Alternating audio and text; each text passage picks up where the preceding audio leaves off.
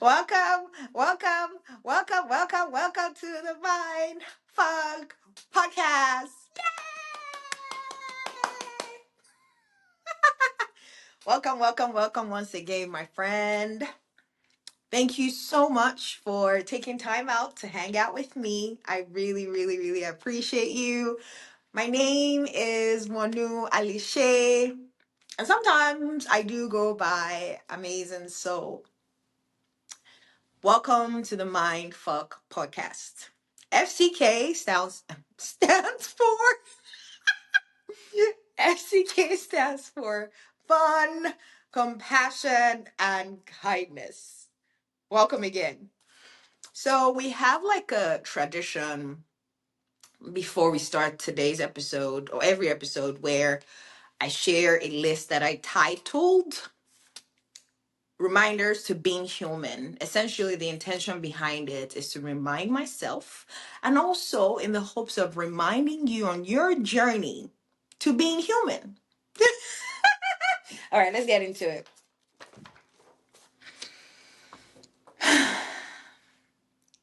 Reminders to being human. Have fun along the journey. Show yourself compassion. Be kind to others.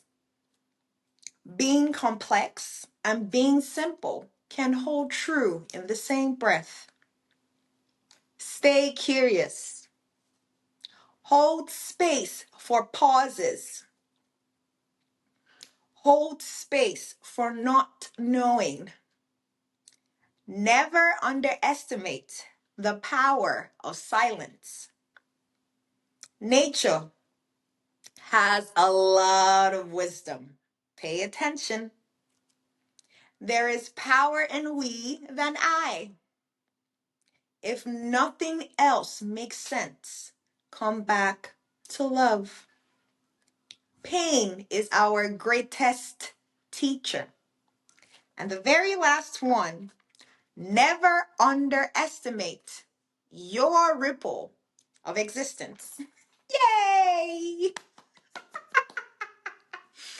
All right, let's get into today's episode, my friend.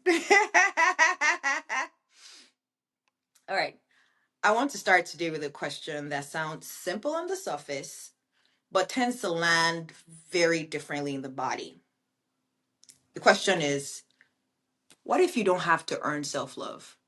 Not improve first, not heal first, not become more disciplined, more healed, more consistent, more regulated, any of that. Just what if self-love wasn't something you worked toward, but something you stopped withholding? I want you to notice what happened in your body when I said that. Not what you thought about it, but what you felt in your body. Did something soften? Did something tighten? Did a quiet voice immediately say, yeah, but? That reaction, that reflex, that's what we're going to talk about today on the podcast. Not self-love as a concept, not affirmations, not just love yourself more. No, none of that. But the invisible contract many of us are living under without even realizing it. The one that says, I will love myself when I earn it. You know, I love sharing parts of my life with you because for most of my life, I didn't think I had an issue with self-love. No, I didn't walk around hating myself. I wasn't constantly self-criticizing in obvious ways. What I did was a very quiet, very persistent belief that love, especially self-love, was conditional. I mean, you earn it by being useful, you earn it by being productive, you earn it by being strong, you earn it by not needing too much, you earn it by pushing through. That was a story that played in my mind for so long. And for a long time, my friend, that belief worked. It actually made me more disciplined. It made me more resilient. It made me more capable.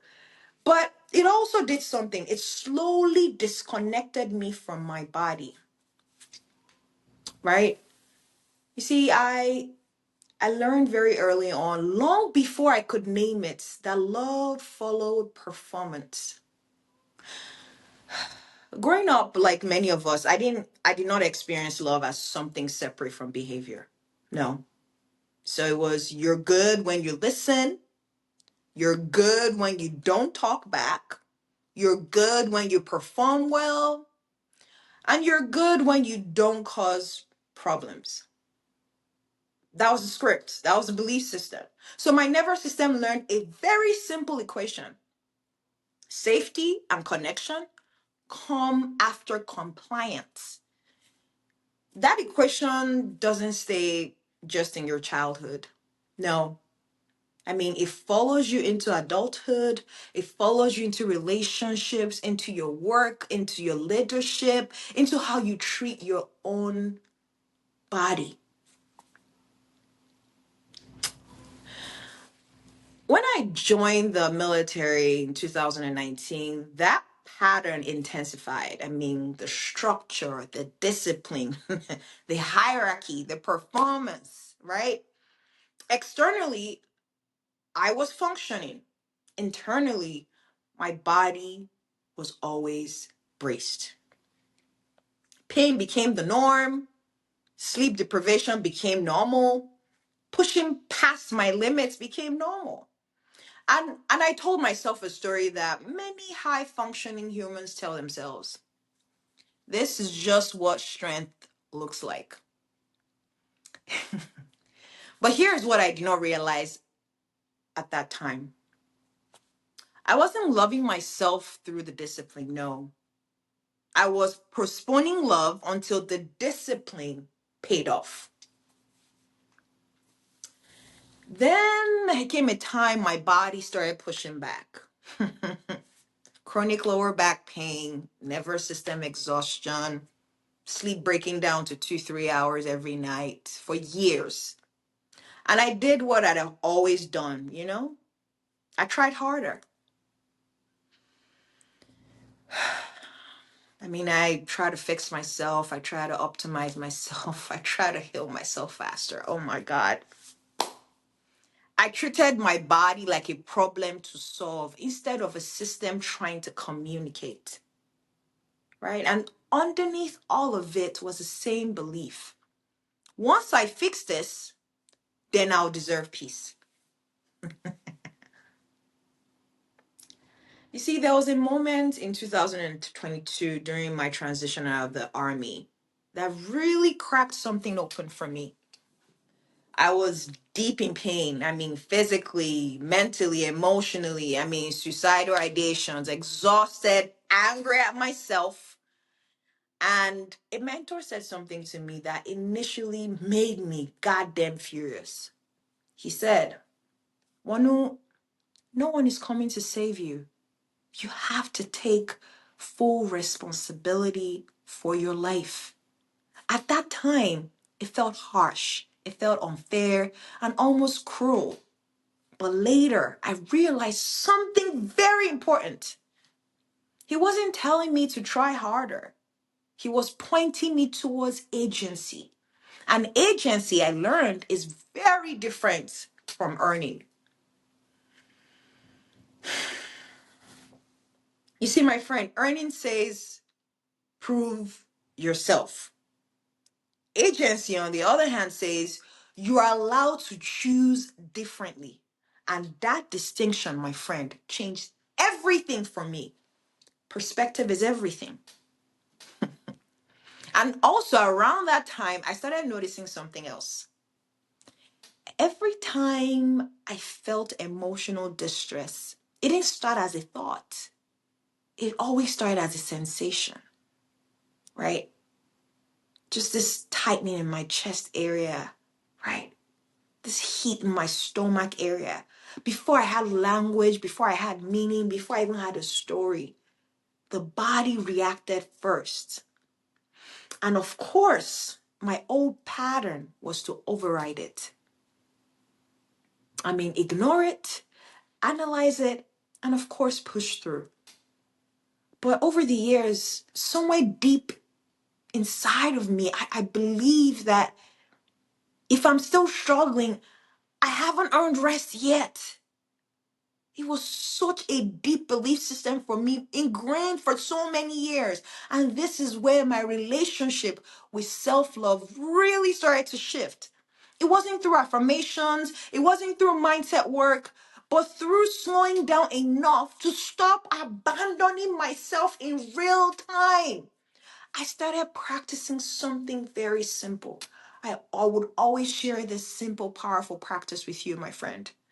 The practice is this: when an emotional charge shows up in my body, usually my chest area, I stop what I'm doing. I mean, literally stop what I'm doing.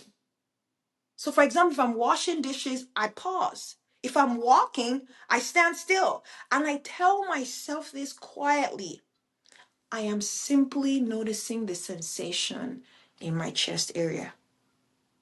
I mean, no fixing, no calming, no reframing, just noticing the sensation. And I do that for about 90 seconds, sometimes longer, sometimes multiple times a day. Sometimes I can't hold up to 90 seconds, depends, right? It's not linear. And something subtle but profound started to happen. My body stopped escalating. Not because I forced it, no, but because my body felt witnessed. And that's when the light bulb moment clicked for me. Self-love isn't something you feel first. No. Self-love is something you practice through non-abandonment. That is self-love. Most of us aren't withholding love because we're cruel. No.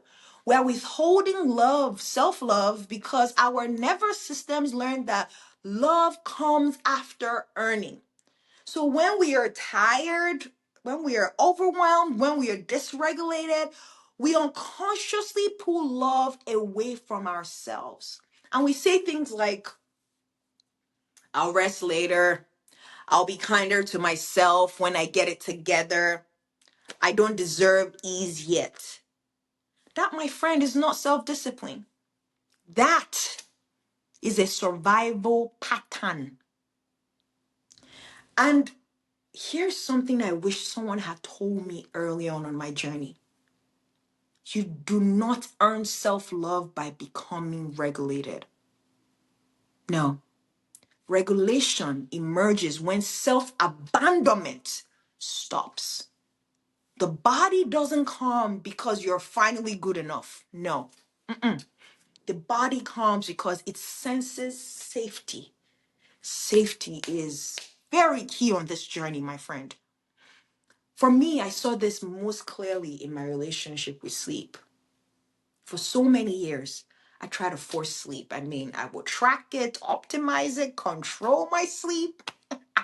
And every night I woke up after having 2-3 hours of sleep, I would judge myself. And I would say things to myself like, why can't I just fix this? Say things like, I should be better at this by now. You see, that judgment alone kept my nervous system activated. Eventually, I stopped trying to earn sleep. I stopped making it a performance. Instead, I focused on safety. Safety should be your number one priority, my friend. Micro moments of safety. No judgment when I woke up, gentle touch, breathing without expectation. For me, sleep didn't magically fix itself overnight, but slowly it expanded, right? From 2-3 hours to 4 to 5 to 6, then longer stretches, then naps between during the day. The reason why that happened naturally is because my body finally trusted that it wasn't being evaluated. And that's what earned self-love does. It turns your life into a performance review, and your body ultimately feels that. So let me ask you something very gently, my friend. Where are you currently postponing self-love? Where are you currently telling yourself, once I heal more, once I am calmer, once I stop struggling, I want to propose this to you. What if love didn't come after the struggle? Just saying, what if it was the thing that allowed the struggle to soften? Just pause with that for a moment, my friend, right? I want to be very clear here. Not earning self-love does not mean avoiding responsibility. No, no, no.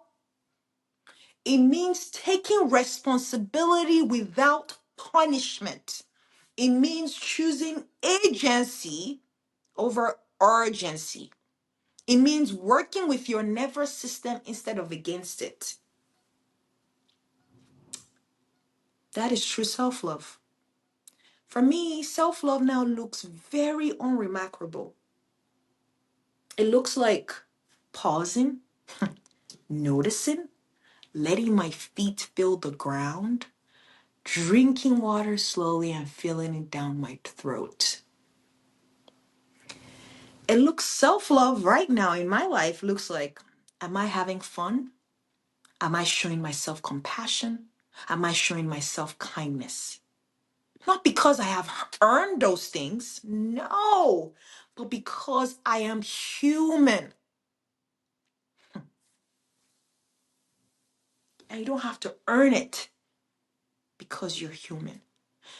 You see, my friend, if this idea feels uncomfortable to you, that makes complete sense. If part of you resists it, that makes total sense. Earning kept you safe once. It did. It was a survival mechanism. You don't have to shame that part. You don't have to keep living under its rules either. Do you see, my friend?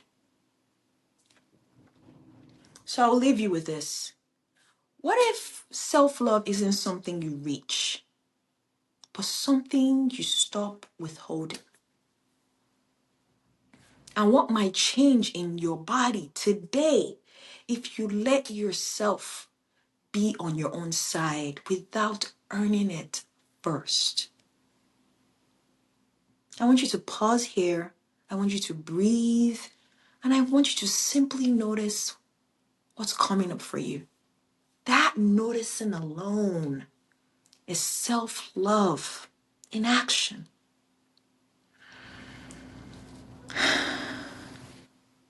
As always, my friend, I want to thank you for being here. I want to thank you for listening. And I'm sending you so much love from my heart to yours. Thank you.